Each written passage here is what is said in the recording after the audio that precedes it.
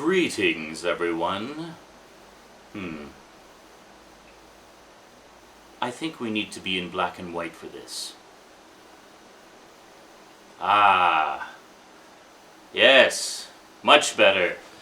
Well, today we're going to continue talking about the Universal Monster legacy by doing some in-depth but brief movie reviews of the Dracula, Frankenstein, and Wolfman movies. Today, on the Multimedia Chronicles.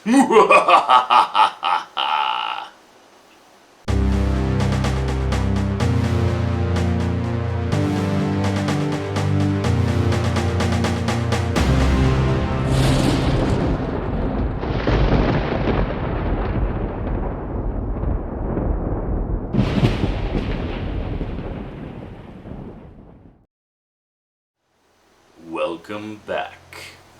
Well, to begin with, we are of course going to talk about Dracula, the Count himself, the most notorious vampire who ever unlived.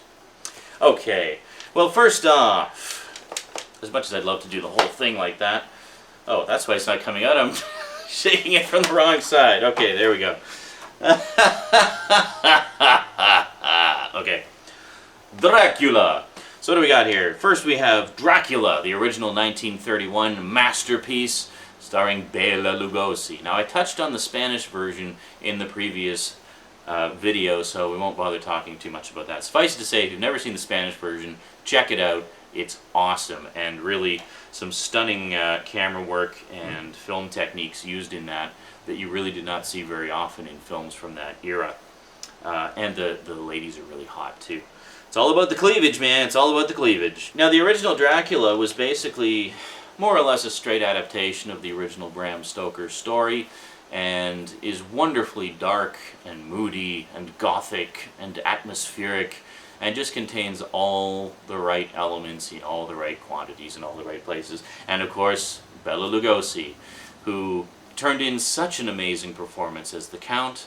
His portrayal of the Count has since become the stereotypical interpretation of Dracula. Whenever someone talks about Dracula, they always try to do Bela's accent. I never drink. Why? Blah, blah! I want to drink your blood! Yes, anyway. The original Dracula is great. It's good fun. I'm actually going to use this piece of paper here because it tells me the running times as well. And it's also quite short. It's only an hour and 15 minutes long. So if you want to check it out, it won't be too big of a time commitment there. Now, 5 years later, in 1936, Universal decided to try their hand at a sequel. Now, Dracula kind of got shafted for sequels. There really weren't that many of them. Frankenstein, I think, got the most sequels. And the Wolfman, well, we'll talk about the Wolfman when we get there. So, the first proper sequel to Dracula was one entitled Dracula's Daughter. Now, if you've ever seen an independent film called Nadia, great movie, by the way, if you've never seen it, Nadia was very much inspired by Dracula's Daughter and very much follows the same kind of plot line. So, Gloria Holden plays the hauntingly beautiful daughter of Dracula. And the interesting thing about this is it is a proper direct sequel. It literally picks up about 2 minutes after the original ends. And Edward Van Sloan, who played Van Helsing in the original Dracula, once again reprises the role for this sequel. And it's good stuff. It wasn't a bad sequel at all. It's kind of hard to follow in the footsteps of something like the original Dracula, though, and that could be why there weren't that many sequels, because they just weren't as well received as the original. But, you know, it's not a bad movie. I mean, I think Dracula's Daughter is a pretty competent sequel, and if you're a fan of the old gothic horrors of the 30s, you might want to give it a try. And if you just want a sort of old-fashioned vampire story. One thing that's interesting about the old Universal horror vampires is you never actually see their fangs. You just sort of take it as read that they have fangs. Everyone who gets bitten has those two mysterious puncture marks on their neck. Kind of like insect bites. Be one mother of mosquito.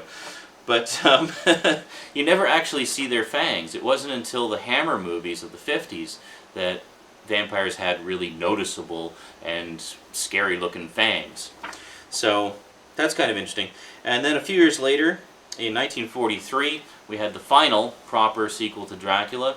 This one, well, I guess it's considered a proper sequel, although it doesn't really seem to link up too seamlessly with the previous ones. It's just kind of like, well, okay, it's called Son of Dracula, and this guy shows up claiming to be the descendant of Dracula, or he might be Dracula. And if so, why is he still alive? How did he revive? And if he's the son of Dracula, I didn't think vampires could procreate, but I don't know, I'm terribly confused. Anyway, Son of Dracula shows up, and it's basically the story of this this woman who is quite smitten with him. She's supposed to be married, and she's quite smitten with the son of Dracula. He goes by the name of Count Alucard. Try spelling that one backwards. See what you come up with. Van Helsing isn't in this, but there's another guy, another sort of obligatory old guy who kind of figures out what's going on. And this guy is so on the case, I swear. Like, he figures out, he determines that something just ain't quite right with this situation right from the moment go. Like, I swear, literally in the first 5 minutes, Count Alucard's stuff is coming in, the guy sees his name and spells it backwards. It's like, that's interesting. You spell it backwards, it says Dracula. It's like, well, I guess you know what's going on. So, one thing I do need to say about this is, in Son of Dracula, Lon Chaney Jr. was cast as the Count. And don't get me wrong, I love Lon Chaney Jr. Like, in particular, I loved his performance, his continuing performance as Larry Talbot, the Wolfman. I think he really succeeded in turning that character into a very sympathetic character, and just did a great job with it. And he also played the Frankenstein monster in one of the sequels, and I thought he did a really good job with that too. Interesting side note, Bela Lugosi also played the Frankenstein monster in one of the sequels, and honestly I thought he was awful. Absolutely awful. I think he was the worst Frankenstein out of all of them. Could be because he really didn't want to be playing the monster, but needed to eat, so yeah. Anyway, honestly, I don't think Lon Chaney Jr. was the right choice to play the Count in this one. I just don't think he has the right kind of presence, I guess, on the screen.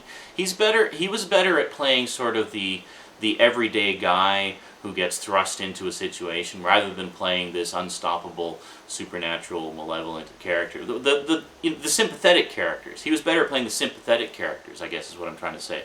And let's face it, Dracula is not a sympathetic character. He is just pure evil, and happy to be evil. You know? And as such, I don't think that, I honestly think that Lon Chaney was a bit miscast. And I think Universal just kind of threw him into it because he was a really popular star of theirs at the time. So they did that to give it a little bit more marquee value. So, you know, Son of Dracula plot-wise isn't bad. It's okay. Like I said, it doesn't really link up as seamlessly with the previous two as, well, the previous one did. But, you know, it's a decent, fun little vampire movie. And it's not even an hour and a half long, so there you go. Now, House of Dracula. House of Dracula, which is the last one on the Dracula set, I'll talk about in a bit, because I need to talk about some of the other ones first. House of Dracula is actually the final chapter of a trilogy of movies that Universal did, and that's why I'm not going to talk about it right now. So next up, Frankenstein.